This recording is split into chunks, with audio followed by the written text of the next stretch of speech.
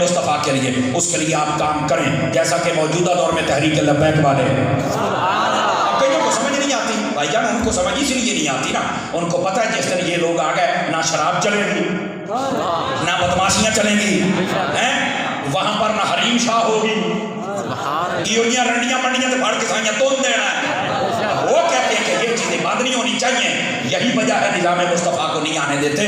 لیکن ایک بات یاد رکھنا، جس دن جتنے ہم لوگ بیٹھے ہیں نا، جس دن اسی غیرت کر لئی نا، میں جملہ بڑا سخت بولنے لگیا، ساڈا کام ہو جانا ہے، اکھے مولانا ہو کداں، میں کہا تسی ساری حیاتی نبی دے نام تے انگوٹھا چومیا ہے، پر جدو نبی دے نام تے انگوٹھا لاؤن دی واری آئی لایا ہے،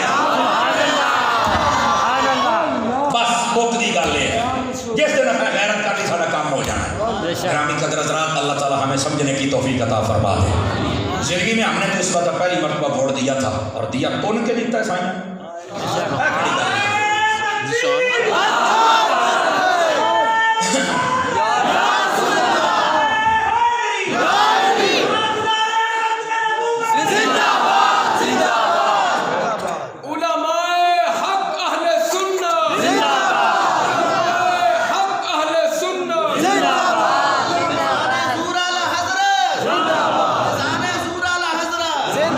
توجہ ہے کہ نہیں میری بات کی؟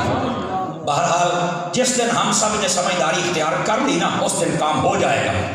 ہم اصل چاہتے ہی نہیں، نظام مصطفیٰ آئے گا تو اذان کے وقت دکانیں بند کرنی پڑیں گی، نظام مصطفیٰ آئے گا تو زکات دینی پڑے گی، نظام مصطفیٰ آیا تو بیٹیوں کا حق دینا پڑے گا، نظام مصطفیٰ آیا تو عورتوں کو پردہ کرنا پڑے گا، نظام مصطفیٰ آیا تو ہم سب کو سودی کام بند کرنا پڑے گا، شرابوں کے اڈے، زنا کے اڈے بند ہونے پڑیں گے۔ پسند ہی کوئی نہیں ہے، لیکن اپنا حصہ ضرور ملاتے رہو۔ حضرت علامہ شاہ امام احمد نورانی صدیقی رحمۃ اللہ، آپ نے نا پہلی مرتبہ جب آپ الیکشن پہ کھڑے ہوئے تو بڑا عجیب و غریب ماحول تھا، آہستہ آہستہ ماحول بن گیا، تقریباً 30 کے قریب سیٹیں مل گئیں اور قائد حزب اختلاف بن گیا۔ اگلے الیکشن کے اندر 4 سیٹیں رہ گئی، لوگوں کو نظام مصطفیٰ نہیں نہ برداشت ہوتا، 4 سیٹیں رہ گئی۔ ایک صحافی نے روک کے کہا آپ کی سیٹیں تو کم ہو گئی ہیں، تو آپ کا کیا منشور ہے پھر آئندہ سے؟ آپ نے فرمایا اگر نمازی نماز پڑھنے نہ آئے تو اذان دینا بند کر دو۔ پی گئے ہو جملہ میرا، بڑے ہاضمہ بہت اچھا یار تو آنا۔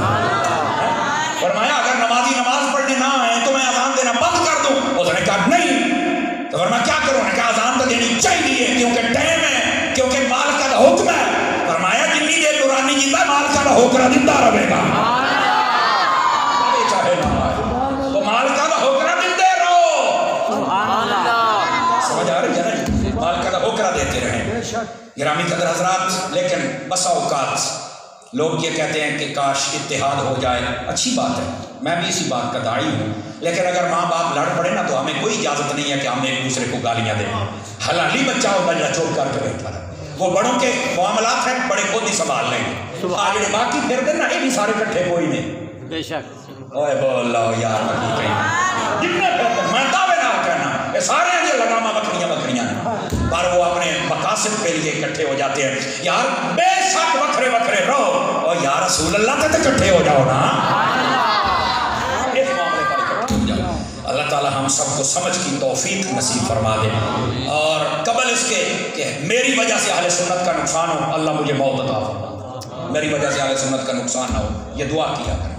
گرامی قدر حضرات، میں جو عرض کر رہا ہوں، بے شک وہ لوگ جنہوں نے عالم ارواح میں کہا کہ اللہ تو ہمارا رب ہے، اور پھر دنیا میں آ کے استقامت اختیار کی، پکے رہے، فرمایا ان کے لیے فرشتے بھی آتے ہیں، خوف اور غم بھی نہیں، اور جنت بھی انہیں کی ہے۔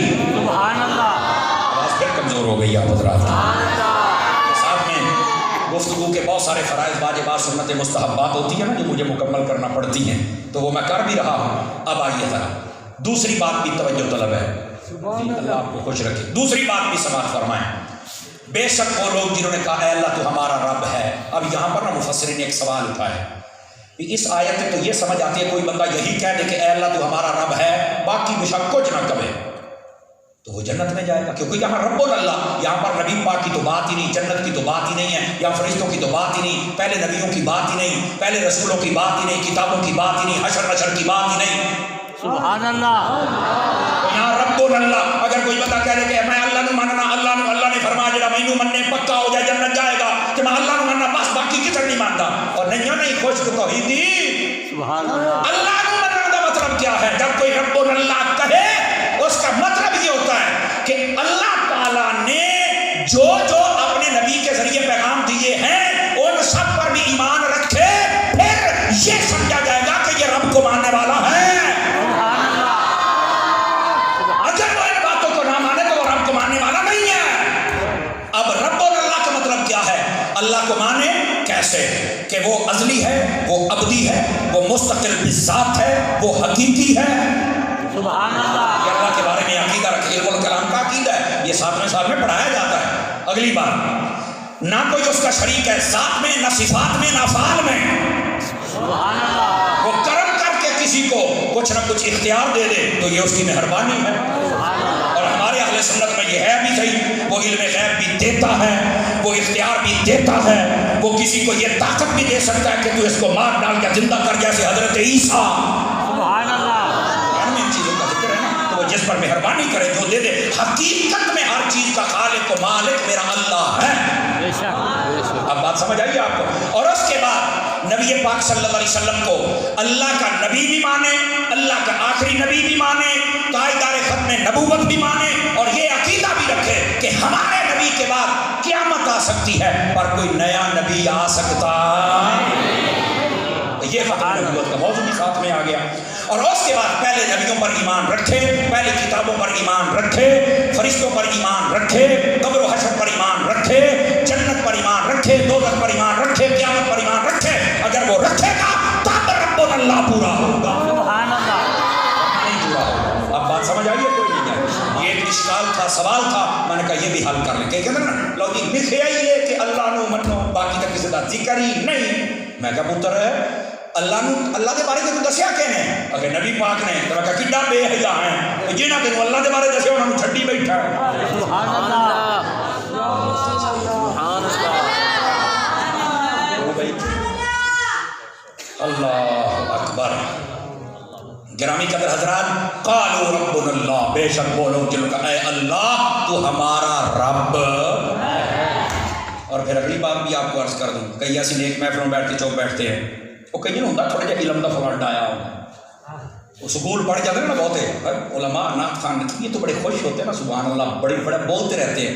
ویسے کبھی کبھار ہوتا ہے، آپ کا بھی تجربہ ہوگا، کئی مولانا بھی نہیں بولتے، وہ بھی کئی سو موت من ہوتے ہیں، لیکن اکثر جگہوں پہ جو ہوتے ہیں نا کھڑے، وہ بالکل بولتے چلتے رہتے ہیں۔ سبحان اللہ۔ کیونکہ اسی کے بھاجی انہوں نے منع والے ہیں جڑا لے جا چڑھ کے بھی بولتے ہیں، سبحان اللہ۔ پھر ہمارا تو چوپ بیٹھنا بنتا ہی نہیں نا، سمجھ آئی نا؟ لیکن یہاں پر یہ بات بڑی ہی توجہ طلب ہے، ایسی نیک محفلوں بیٹھ کے چپ نہ بیٹھا کرو، بہت نقصان ہوگا جی۔ اگر وہ کیسے؟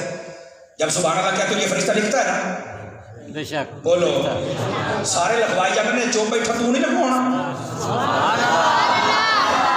وہ قلم کھول کے بیٹھا ہے تو منہ بند کر کے بیٹھا ہے، سبحان اللہ۔ چلو خیر، اجے بھی 2 دن مطلب پوری سمجھے موضوع۔ ایک بات تو یہ ہے کہ اپنے نامہ اعمال میں نیکیاں درج کرواؤ، اور دوسری بات نیک محافل میں جب بندہ بولتا ہے نا تو بندے کو اس کے بڑے دور تک نتائج ملتے ہیں۔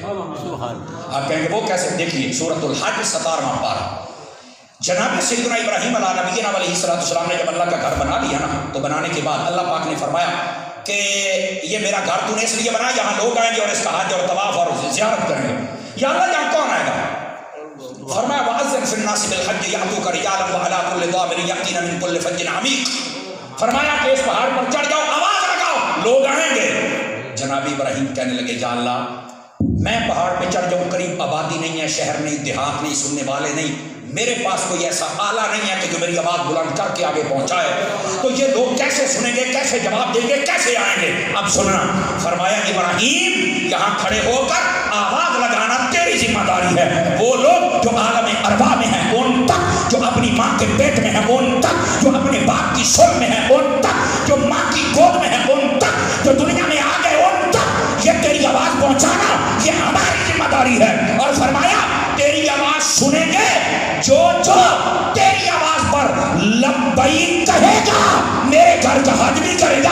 کرے گا.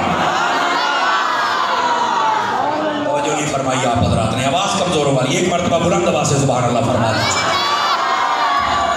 اللہ آپ کو جزائے. یہ اسی آیت کی تفسیر کے اندر یہ لکھا ہوا ہے. اب جس بندے نے حضرت ابراہیم علیہ السلام کی آواز پر لبیک کہا, اب میں ایک جملہ دینا چاہتا ہوں اگر آپ کو سمجھ آئے. میں کہتا مطلب یہ نکلے کہ جڑا لفظ لبیک ہے نا, آواز کمزور ہے یار, آواز کمزور ہے. اس کا مطلب ہے جو لفظ لبیک ہے نا, یہ تو بڑا اعلیٰ ہے. حج کے دنوں میں لبیک اللہم لبیک, اور جب دنیا کا نظام آ جائے تو لبیک یا رسول اللہ.